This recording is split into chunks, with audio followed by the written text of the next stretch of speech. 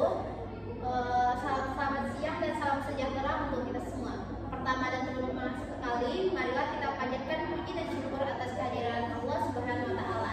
Atas rahmatnya, kami bisa mempresentasikan materi yang telah kami cari sebelumnya. Pada kesempatan kali ini, kami akan mempresentasikan tentang karya ilmiah, kutipan, dan daftar pustaka. Sebelum masuk pada materi pembahasan, terlebih dahulu saya memperkenalkan diri saya dan dilanjutkan oleh teman-teman saya. Perkenalkan, nama saya Dwi Fikri Ananda dengan nomor urut 26. Saya Alvina Syafitri dengan nomor urut 18. Saya Gita Indri dengan nomor urut 30. Saya Ika Putri dengan nomor urut 35. Saya Fadila Zahra dengan nomor urut 27. Saya Anissa Rahman dengan nomor urut 20. Setelah sesi ini kita masuk pada sesi pembahasan, yaitu pengertian dari karya tulis ilmiah yang akan disampaikan oleh saya sendiri. Karya tulis ilmiah secara umum merupakan suatu bentuk tulisan yang disusun secara sistematis dan logis untuk menyampaikan hasil penelitian, kajian, atau pemikiran ilmiah. Karya ilmiah ini bertujuan untuk memberikan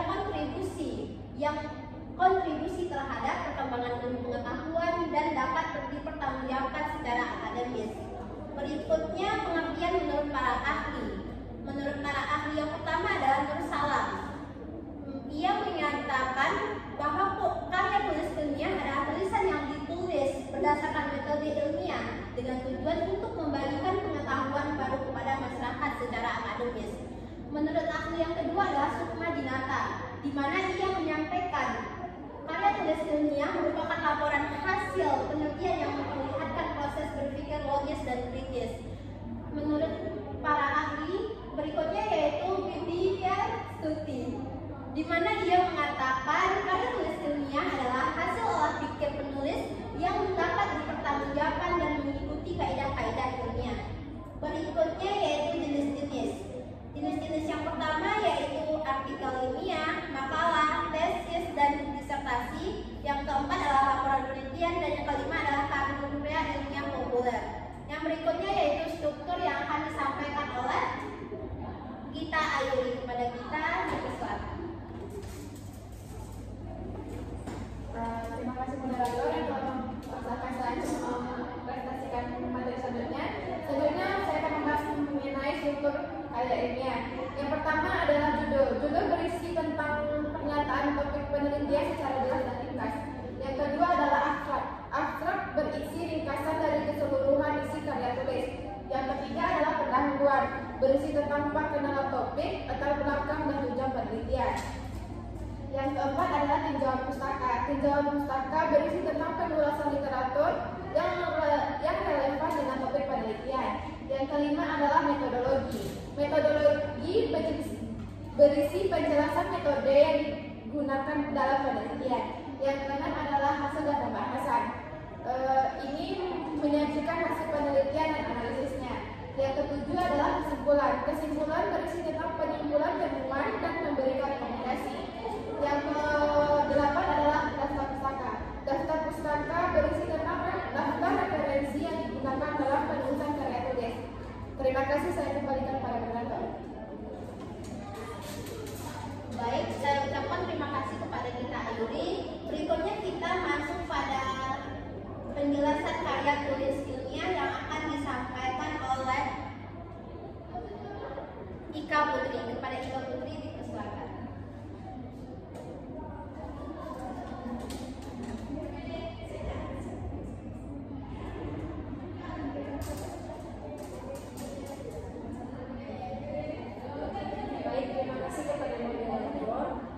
Selanjutnya saya akan membacakan struktur dari makalah. Namanya yang pertama yaitu adanya hal-hal judul, berisi judul makalah, nama penulis, institusi, dan tahun pembuatan makalah. Yang kedua adanya abstrak, merupakan ringkasan dari makalah yang mencakup tujuan, metode, hasil, dan kesimpulan. Yang ketiga ada kata pengantar. Bagian ini berisi ucapan terima kasih kepada pihak-pihak yang telah memberikan bantuan dalam pembuatan makalah serta gambaran umum mengenai makalah tersebut. Yang keempat, daftar isi, menyediakan dalam makalah beserta halaman tempat bagian tersebut berada. Yang kelima, pendahuluan, menjelaskan latar belakang masalah, tujuan penulisan, ruang lingkup, dan pentingnya topik yang dibahas. Yang keenam, pembahasan, merupakan inti dari makalah yang berisi ulasan mendalam mengenai topik yang dibahas, teori yang digunakan, analisis data, dan pembahasan masalah. Yang ketujuh, kesimpulan, merangkum hasil pembahasan dan memberikan jawaban atau rekomendasi atas permasalahan yang telah dibahas.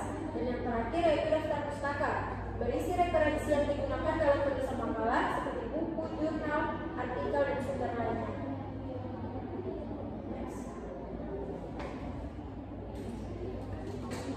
Selanjutnya kita masuk kepada struktur skripsi. Yang pertama, adanya halaman judul. Halaman judul ini membuat skripsi, nama penulis, nama universitas, fakultas, dan program studi serta tahun penulisan. Yang kedua, adanya abstrak, merupakan ringkasan dari skripsi yang mencakup tujuan, metode, hasil, dan kesimpulan. Yang ketiga, adanya kata pengantar, berisi ucapan terima kasih kepada pihak yang telah membantu dalam penulisan skripsi. Yang keempat, daftar isi, menyediakan daftar semua bab dan subbab skripsi beserta nomor halamannya. Yang kelima, bab 1 yaitu adanya pendahuluan, mengulas teori dan menjelaskan latar belakang permasalahan, rumusan masalah, tujuan penelitian, manfaat penelitian, dan metode penelitian. Yang keenam, di bab 2 adanya tinjauan pustaka, mengulas teori-teori atau penelitian terdahulu yang relevan dengan topik penelitian, biasanya berisi literatur yang digunakan untuk mendasari penelitian. Yang ketujuh, pada bab 3 adanya metode penelitian, menjelaskan secara rinci metode yang digunakan dalam penelitian tersebut, termasuk jenis penelitiannya, desain penelitiannya, dan durasi hingga sampai. Kemudian ke-8, pada bab 4 adanya hasil dan pembahasan, menyajikan hasil penelitian secara objektif dan menganalisis hasil tersebut dengan membandingkan teori yang ada. Kemudian yang 9, pada bab kelima itu adanya kesimpulan dan saran, menyimpulkan hasil penelitian tersebut, kemudian memberikan saran yang dapat digunakan untuk penelitian selanjutnya atau penerapan yang lebih praktis. Yang ke-10 adanya daftar pustaka, merupakan daftar referensi yang digunakan dalam penulisan skripsi sesuai dengan aturan yang berlaku. Dan yang terakhir adanya lampiran, berisi data tambahan, tabel, grafik, atau dokumen yang mendukung penelitian tersebut. Sekian dari saya kembalikan kepada moderator. Baik, saya ucapkan terima kasih kepada Eka Putri. Materi selanjutnya akan disampaikan oleh Gila dan Nisa, yaitu kutipan langsung dan tidak langsung.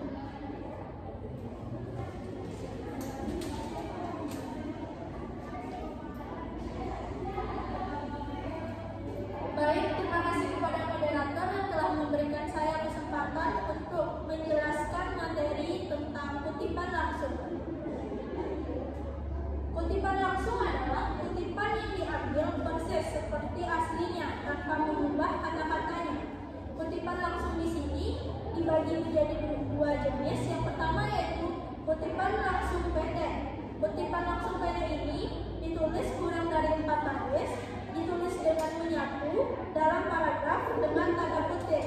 Contohnya seperti menurut Kosasi 2012 halaman 45, puisi merupakan ungkapan perasaan penyair secara imajinatif. Yang kedua yaitu kutipan langsung panjang. Kutipan langsung panjang ini ditulis lebih dari 4 baris, ditulis secara terpisah dari paragraf utama tanpa tanda kutip dengan jarak lebih masuk dan spasi 1. Sekian materi yang dapat saya kembalikan, jelaskan, saya kembalikan kepada moderator. Baiklah, terima kasih kepada moderator yang telah memberikan saya kesempatan untuk menjelaskan. Pada kesempatan kali ini saya akan menjelaskan materi mengenai kutipan tidak langsung. Kutipan tidak langsung adalah kutipan yang diungkapkan kembali dengan bahasa penulis sendiri, namun tetap merujuk pada sumbernya. Contohnya, Kosasi tahun 2012 menjelaskan bahwa puisi adalah hasil ungkapan perasaan penyair yang disampaikan secara imajinatif. Yang kedua, penulisan daftar pustaka. Format umum penulisan daftar pustaka: nama akhir, inisial nama depan, tahun, judul buku, edisi jika ada, kota penerbit, Lalu nama penerbit, contohnya Kosasih tahun 2012 dengan judul Apresiasi Sastra Indonesia, kota terbit Bandung, nama penerbit Dharma Widya. Untuk artikel jurnal, nama akhir, inisial, tahun, judul artikel, nama jurnal, volume atau nomor, lalu halaman. Baiklah, terima kasih kepada moderator yang telah memberikan saya kesempatan untuk menjelaskan penerapan karya tulis ilmiah.